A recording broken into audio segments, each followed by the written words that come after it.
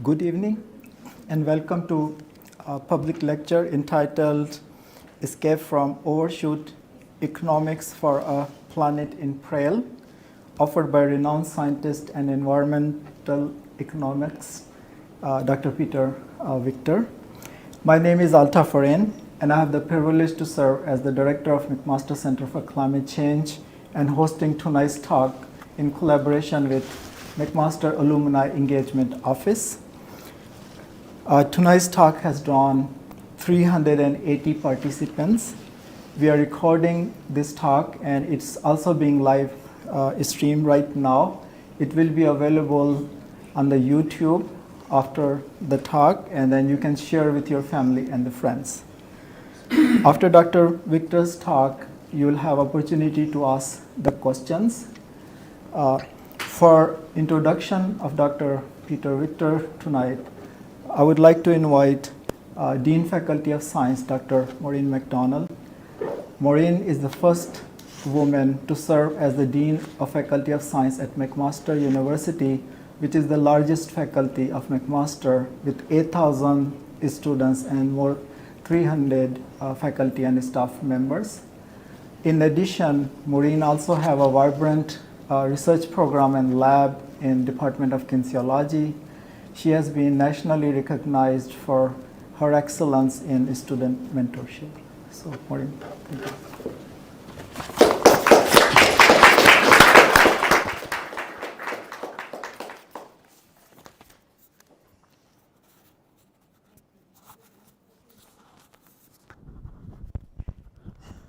This is one thing women's clothing are not always made.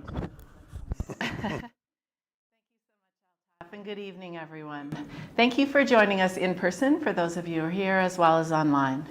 McMaster University recognizes and acknowledges that we are located on the traditional territories of the Mississauga and Haudenosaunee Nations and within the lands protected by the Dish with One Spoon Wampum Agreement. While we face the challenges of climate change, the consequences will not be evenly felt. It has been reported that Indigenous communities will be hard hit with ecological grief, loss of land, and traditional knowledge. A report from Health Canada warned that the changing climate will exacerbate the health and socioeconomic inequities already experienced by First Nations, Inuit, and Métis people. Natural hazards coupled with unpredictable and extreme weather events can result in temporary or long-term evacuations from traditional territories, in addition to greater risk of injury and death from accidents while out on the land. So tonight's talk is of great importance to us all. I would like to thank Altaf for his outstanding leadership as director of the McMaster Center for Climate Change. Altaf is consistently among the world's most cited researchers. His latest research project is a carbon sink forest just minutes away from this location and from our campus. The growth and health of the forest is being tracked by Altaf and his team, and I saw that many of his graduate students who are working on that are here this evening. Results will be shared with researchers around the world who are looking to grow similar forests. The Center for Climate Change is one of 5 research institutes in our Faculty of Science. These institutes bring together professors and students from across the university, along with industry, government, and community partners. These collaborations help fuel McMaster's international reputation as the world's top university for industry impact. Our Faculty of Science and McMaster University are committed to doing our part to address climate change. It is an issue that dominated headlines all summer, with record heat, storms, floods, and fires. There is no question that our planet is in serious peril. Now, more than ever, we need solutions and a sustainable path forward. We are focusing our efforts on research, teaching, and outreach through events such as tonight's talk. So we are very honored to have Dr. Peter Victor join us this evening. Dr. Victor is a professor emeritus at York University. He received his PhD in economics from the University of British Columbia in 1971 and has worked for more than 50 years in Canada and around the world on the economy and environment as an academic, consultant, and public servant. His work on ecological economics has been recognized with the awarding of the Molson Prize in the Social Sciences by the Canadian Council for the Arts in 2011, the Boulding Memorial Prize from the International Society for Ecological Economics in 2015, and election to the Royal Society of Canada in 2015. These are all extremely prestigious honors. Dr. Victor was the founding president of the Canadian Society for Ecological Economics and is past president of the Royal Canadian Institute for Science. Prior to serving as the Dean of the Faculty of Environmental Studies at York University, Dr. Victor was the Assistant Deputy Minister for the Environmental Science and Standards Division with the Ontario Ministry of the Environment. Sounds like you've done everything. Dr. Victor is currently a member of the Honorary Board of the David Suzuki Foundation, Chair of the Science Advisory Committee of the Footprint Data Foundation, and has served on many advisory boards in the public and private sectors. Dr. Victor maintains an active research program as co-investigator at the Center for Understanding Sustainable Prosperity and through the Ecological Footprint Initiative at York University. Dr. Victor's latest book, Escape from Overshoot, The Economics of the Planet in Peril, was published earlier this year and seems to be forming the basis of our talk this evening. Please join me in welcoming to McMaster, Dr. Peter Victor. Thank you very much, Elaine. Well, thank you very much, Altaf and Maureen, for inviting me here and for the introduction. And I just hope that your expectations have not been raised too high, and I'll do my best to satisfy you. So what I'm going to talk about today is summarized in this menu. It's all based on the book. It's kind of like a précis of the book. I'm going to start by explaining what we mean by Earth overshoot and how it's measured. I can't avoid, for my own satisfaction, pointing to some warnings by eminent economists in the past who did have a lot of good things to say that are highly relevant today, not necessarily recognized as such by most economists. Then I'll talk about current trends that are sort of pushing us in a certain direction. I'll say something about green growth. We hear a lot about that. The idea being that we can be both greener and continue the pursuit of economic growth. I'll talk about why we need to change course and some remarks about planning an escape from overshoot. So it's an ambitious menu. I better get on with it. The title of the book, there it is. What I want to highlight here is that graphic in the middle of overshoot. This was drawn up by a professional. I didn't see it until it was done.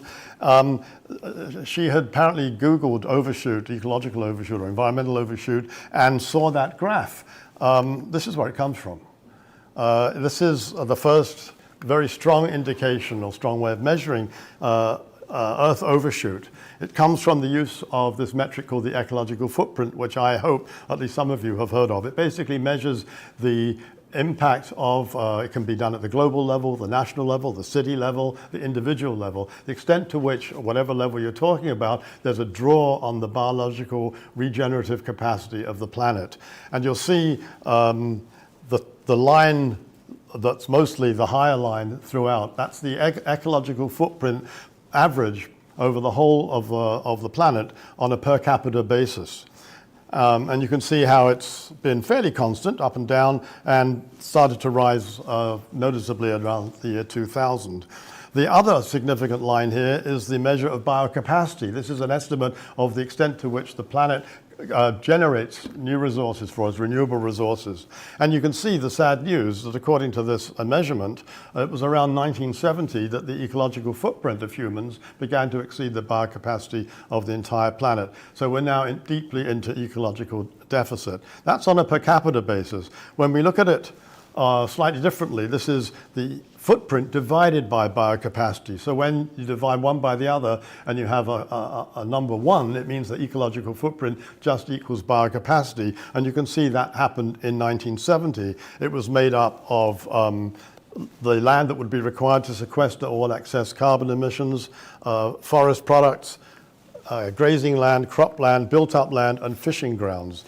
And That's where we were in 1970, which is about when I got started doing this kind of work, and this is what's happened since.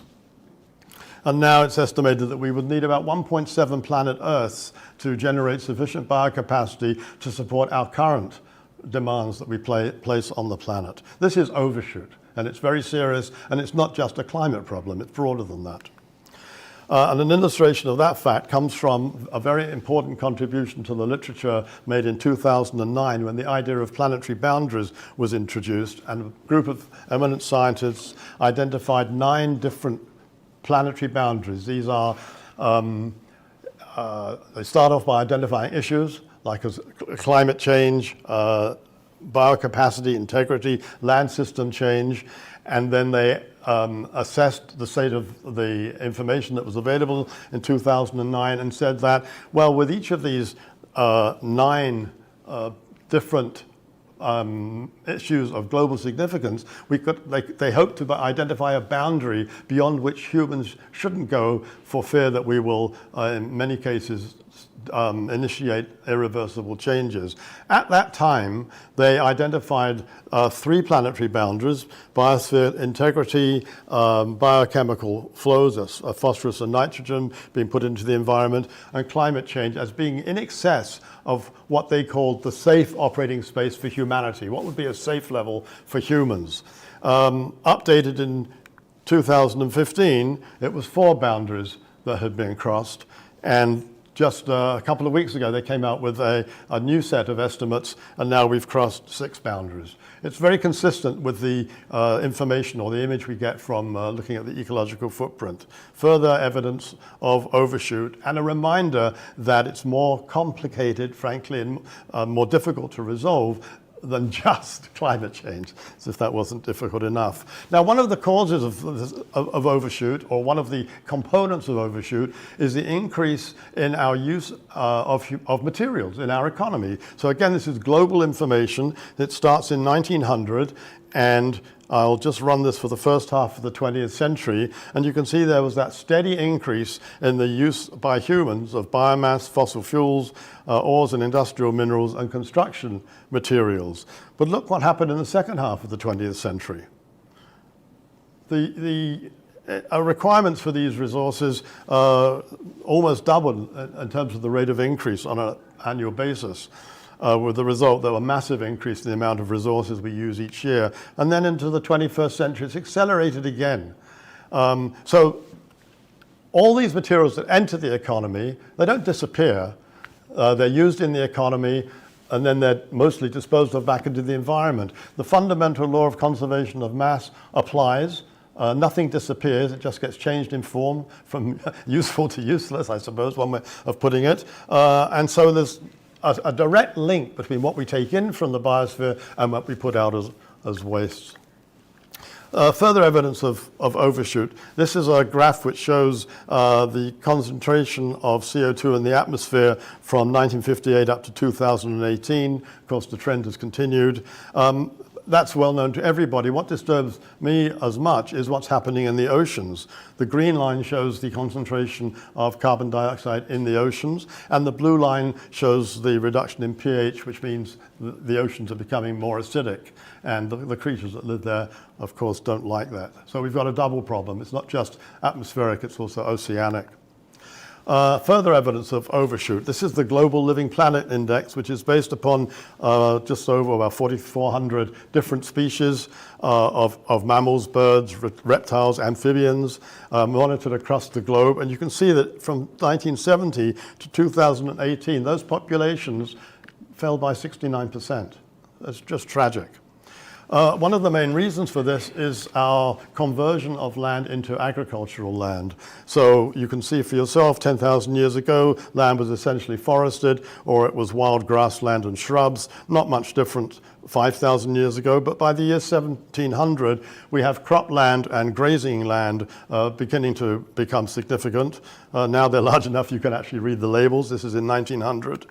Here we are in 2018, the most recent that I could find the data for. And you can see that 15% of the land mass is now used for crops and 31% for grazing land. And that has had devastating effects on wildlife. One rather disturbing illustration of that is given by this picture, in which each square represents 1,000,000 tons of the particular mammal indicated there. The dark gray in the center are humans, so that's the extent to which we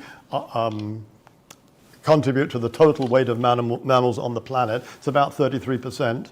And then you can see all those other animals: cattle, pigs, goats, sheep, and horses. Animals that, if you like, owe their existence to us, certainly in the quantities that you see there. But what's clearly missing from this picture is wild animals. So we can put that in. Clear evidence of overshoot. We're just taking up so much of the ecological space on the planet that other species are suffering, and we're suffering as well. Finally, I'll just mention the massive insect decline that's taken place here from 2010 to 2019, where 41% of total global insect population has disappeared. Bad news, and some of what I say later will be a bit better than that, but that's where we're starting from. That's why it's a very serious problem we have to resolve. Well, the founders of economics, the three gentlemen shown there, Adam Smith, Thomas Malthus, and David Ricardo, all believed that economic growth, which they were observing, they were all in Britain at the time of the start of the Industrial Revolution, they all thought economic growth would come to an end, but that end wouldn't be very nice. And that is what gave rise to the description of economics in the later 19th century by a historian who called it the dismal science. But not all economists, even of that era, who thought economic growth would come to an end, thought that would be a bad thing. And of course, part of the escape from overshoot, or one of the possibilities, is that we back away from this pursuit of economic growth, certainly in the rich countries. And I'll have more to say about that later. Well, one, again, very famous economist, John Stuart Mill, very influential in his day as a philosopher as well as an economist. He advocated a steady state economy in Britain, and this was now mid-19th century, saying, let's stabilize the economy. But here's what he said. He said, "I'm not charmed with the ideal of life held out by those who think that the normal state of human beings is that of struggling to get on, that the trampling, crushing, elbowing, and treading on each other's heels, which form the existing type of social life, are the most desirable lot of humankind, or anything but the disagreeable symptoms of one of the phases of industrial progress." I always like to wonder what he would think about life now. Karl Marx had a great deal to say about the relationship between humans and nature. That's not generally recognized. I'm struck by one particular remark he made about how we've come to think about nature as a result of capitalism. He says, "Under capitalism, nature becomes for the first time simply an object for mankind, purely a matter of utility. It ceases to be recognized as a power in its own right, and the theoretical knowledge of its independent laws appears only as a stratagem designed to subdue it to human requirements." At the other end, if you like, of the political spectrum comes Alfred Marshall, first professor of economics at Cambridge University, very influential in his day, and still today, actually. A lot of the economics that's taught in universities today owes a lot to Alfred Marshall. Now, he wrote that a far-seeing statesman will feel a greater responsibility to future generations when legislating as to land, nature, than to other forms of wealth, and that from the economic and from the ethical point of view, land must everywhere and always be classed as a thing by itself. So there you have two economists talking about nature. Now we see much later on a couple of very eminent economists talking about the new economic principles we should be looking for. So Kenneth Boulding wrote this in 1966. He says, "The closed earth," by which he meant that the earth doesn't get significant materials from outside itself. "The closed earth of the future requires economic principles which are somewhat different from those of the open past. The closed economy of the future might be called the spaceman economy, in which the Earth has become a single spaceship without unlimited reservoirs of anything, either for extraction or for pollution, and in which therefore man must find his place in a cyclical ecological system." That was 60 years ago, almost. Nicholas Georgescu-Roegen a Romanian who was a brilliant mathematician and statistician, as well as an economist, noted that all physical processes, natural and technological, proceed in such a way that the availability of energy involved decreases. I see we have the Dean of Science here, nodding, I hope with approval. What Georgescu Rogan did was to show how the law of entropy, or the second law of thermodynamics, applied to economics. And if economists did not pay attention to that, we were missing a very important part of the story. In terms of the measurement of economic success, Simon Kuznets, the American economist of the he lived a lot longer than this, but in the 1930s, really did a lot to develop our current system of national accounts. These are the measures that government makes of how our economy is doing, and out of which comes gross domestic product, GDP, the thing that we look to grow when we talk about seeking economic growth. Well, what did he have to say about using GDP as a measure of growth? Now, he used slightly different terminology, but it's the same, essentially the same thing. He said the welfare of a nation can scarcely be inferred from a measurement of national income, which is essentially the same as GDP. Goals for more growth should specify of what and for what. It's always a matter of disappointment to me that more of our politicians don't seem to be alert to that comment made in the 1930s. But one politician who did listen and who spoke it back to us in much more eloquent language than Kuznets was Robert Kennedy. I know it's a long quote, but I do think it makes the point so well. Our gross national product, again, very close to gross domestic product, if we should judge America by that, counts air pollution and cigarette advertising and ambulances to clear our highways of carnage. It counts the destruction of our redwoods and the loss of our natural wonder in chaotic sprawl. It counts napalm and the cost of nuclear warheads and armored cars for police who fight riots in our streets. It counts the television programs which glorify violence in order to sell toys to our children. Yet the gross national product does not allow for the health of our children, the quality of their education, or the joy of their play. It does not include the beauty of our poetry or the strength of our marriages, the intelligence of our public debate, or the integrity of our public officials. It measures neither our wit nor our courage, neither our wisdom nor our learning, neither our compassion nor our devotion to our country. It measures everything, in short, except that which makes life worthwhile. And yet it's the pursuit of this measure of economic growth that is so dominating in discussions of public policy across all fields. Current trends to an uncertain future. Well, this is a graph showing population, the human population up until about 2020, where that first green arrow is, and then the range of forecasts that the UN makes to indicate what we can expect in the future.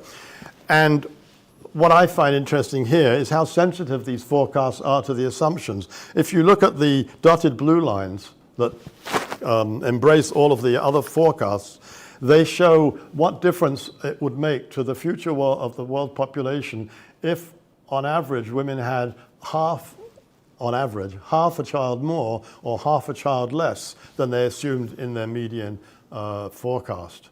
And that error range, if you like, or that difference, is as large in 2100 as the whole human population was in 2020. So there's a tremendous uncertainty about what the size of the global population will be. Doesn't make it easy to make plans. I'd say something about the transformations, particularly with respect to energy, that have taken place. Again, a very important trend that we have to be aware of to help think about what the future may hold. So in this first part of human existence, we have the transformation of material, just making better use of material for better tools.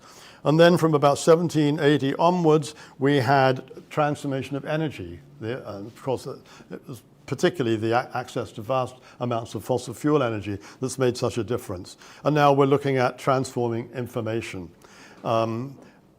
Who can say what's going to come next, but clearly change is in the air. One reminder, if you need it, of how much gain has been made with respect to computing. This is ENIAC in 1946, one of the very first general purpose computers. It weighed 30,000 kilos. many in this room will remember the iPhone 1 back in 2007. It weighed 135 grams and was way, way more powerful than ENIAC. Here's a graph which shows the transistors per microprocessor from 71 rather, to 2021. It's a logarithmic scale on the left-hand side, on the vertical scale, which means that if you were to draw this without a logarithmic scale, you get a curve like that, an exponential curve.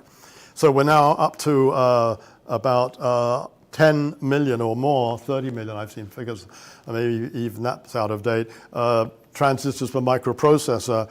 When the iPhone was introduced, there was only about 100,000. So you can see that it's so relevant to our ability to handle information.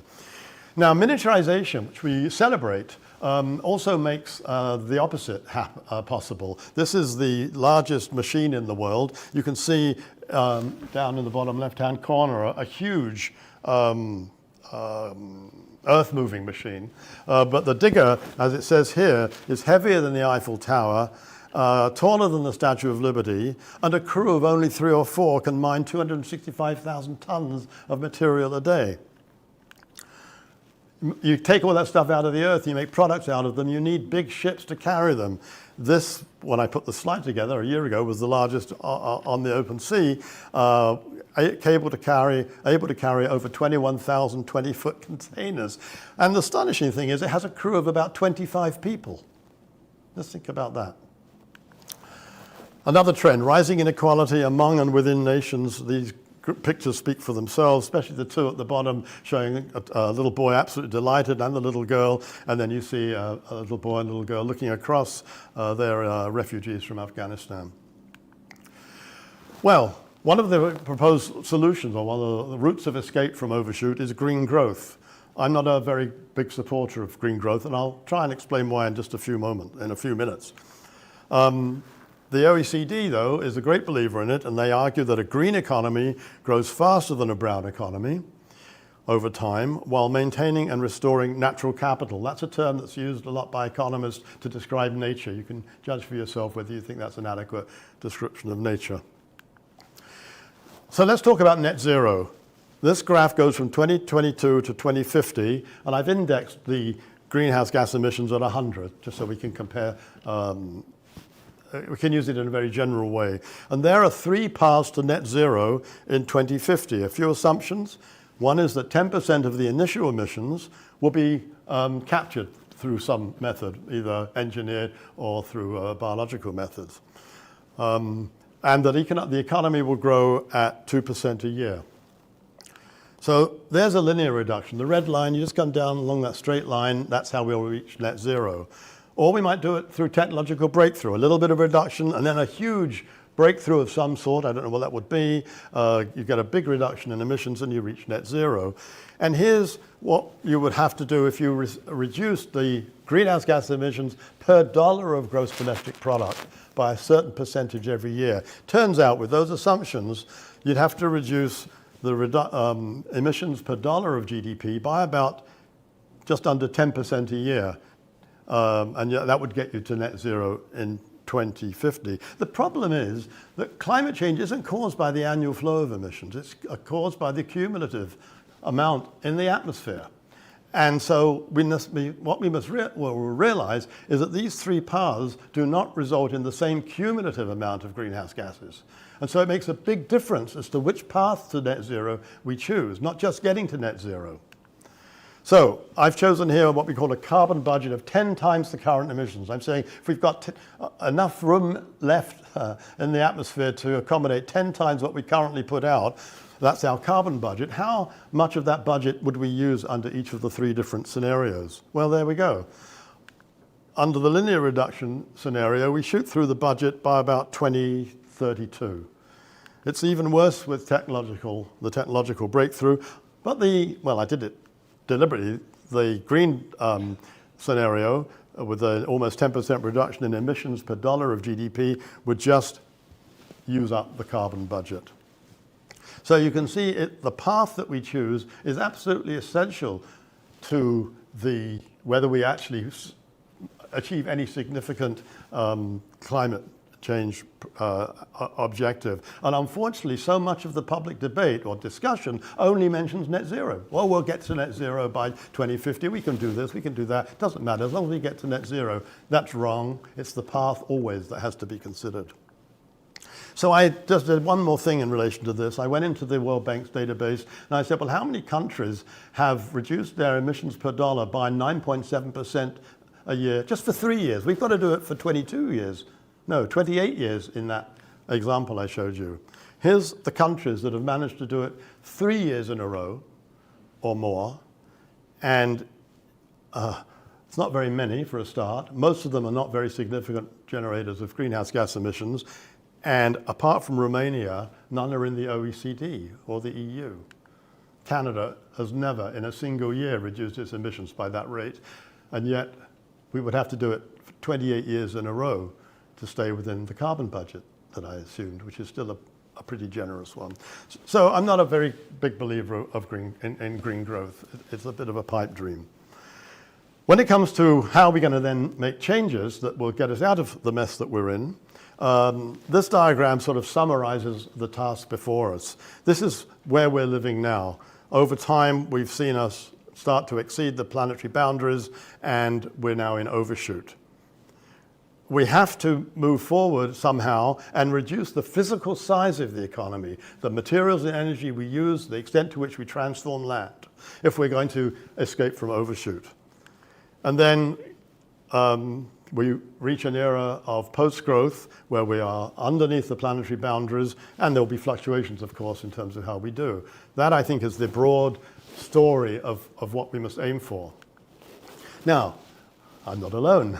There are lots of people now thinking along similar lines, and I've listed on there, or I've shown on this graph, 8 different movements or semi-movements, quasi-movements that are out there. The advocates of a steady state economy who recognize the biophysical limits of economic activity. The circular economy movement, let's try and recycle our way out of this problem, at least to the extent possible. Then there's the regenerative economy founded by, or proposed by John Fullerton, who has a terrific background in finance, so we can get some real insights there about finance from him. The well-being economy alliance, which proposes that economic policy, and all policy really, should be about enhancing well-being, not just economic growth. Buen Vivir from Latin America is very similar to proposing the focus on well-being. But the important thing there is just a reminder, we in this northern country can learn a great deal of interesting ideas and practices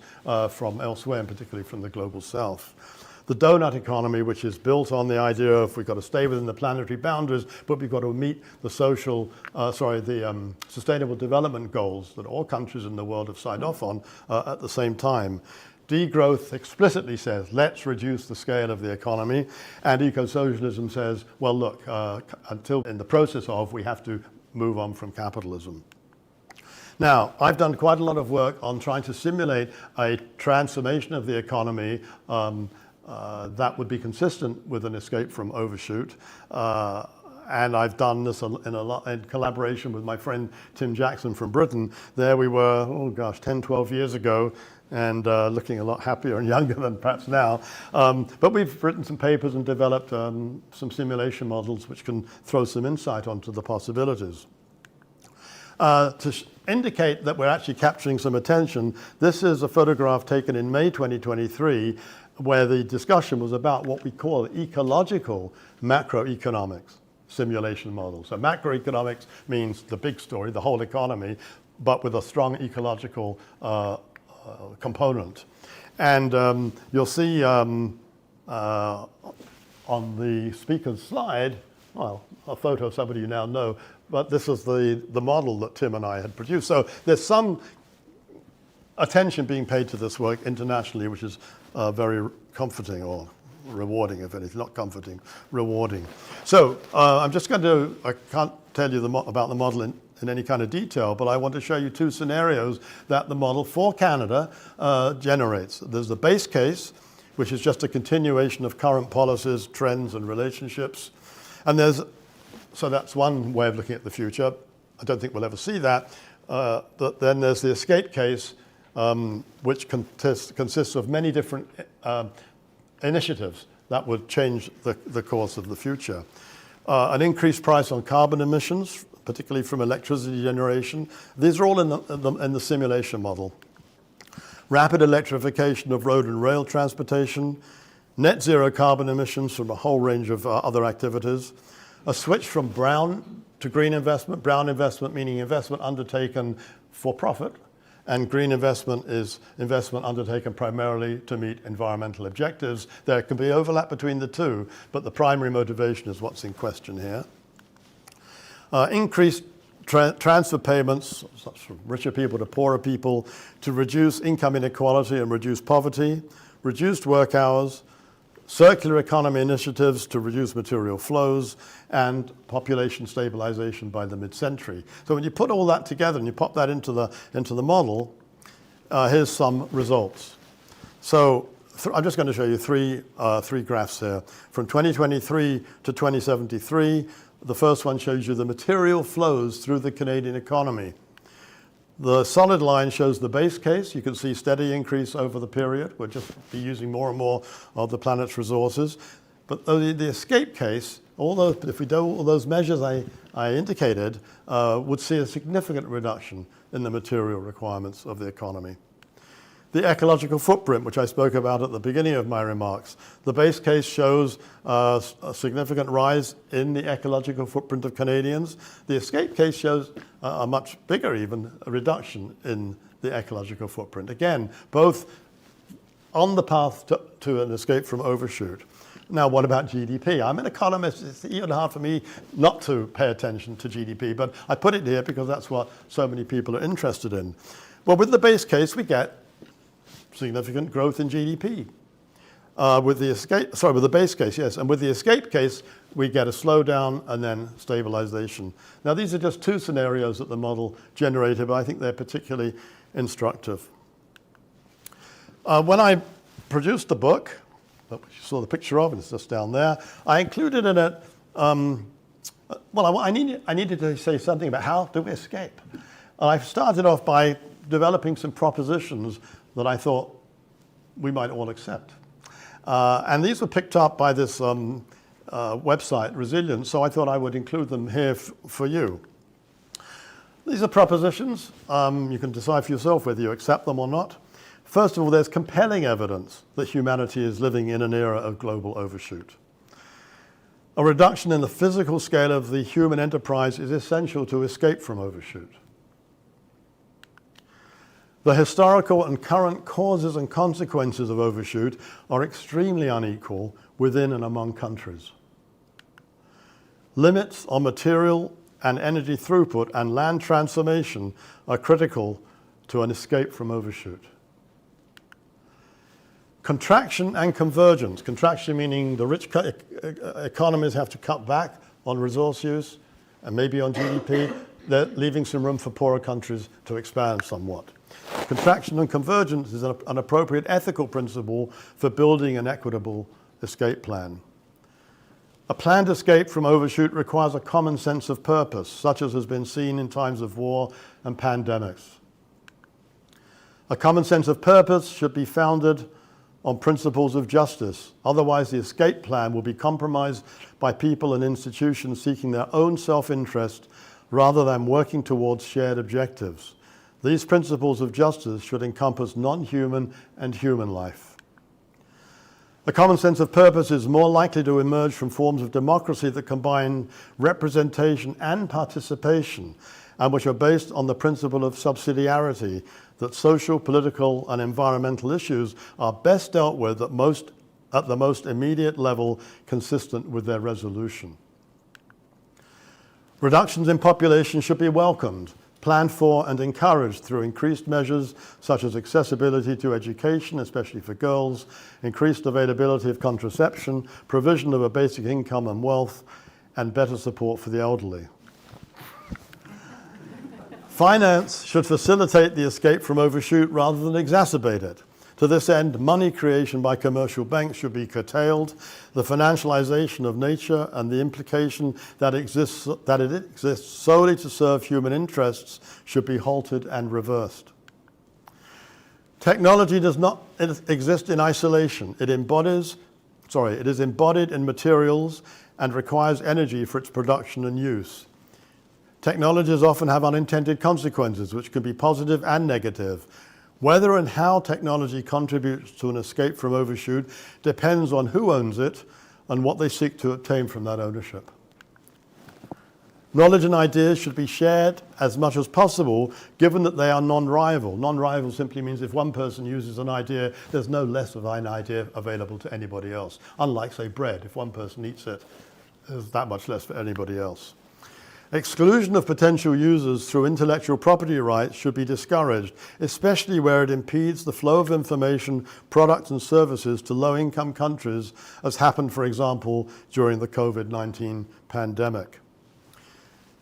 Capitalism presents serious obstacles to an escape from overshoot. It serves the interests of the owners of capital, who through increasingly powerful corporations are constantly looking for ways to extend their reach, increasing overshoot, and only incidentally serving the interests of other members of society. Experience with socialism has a mixed record in relation to overshoot, having focused on growth almost as much as in capitalism, and it has shown the shortcomings of central planning. And finally, overshoot will transform economic and political systems, and it'll do that whether we try to tackle it or whether we ignore it and just live through the consequences.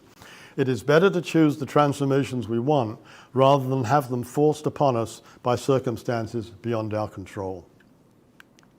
So, I'm going to finish with a few illustrations of what, in a way, life might look like, particularly in a richer country like ours, with an escape from overshoot. Some of the measures that I've indicated and others which are probably on your mind. So improved waste management. On the left, that's horrific. On the right, that's a system already existing in France. Here's a photograph of an intersection in New York City. Here's a graphic from a German publication on what they think an ecologically sounder and more socially beneficial cityscape would look like.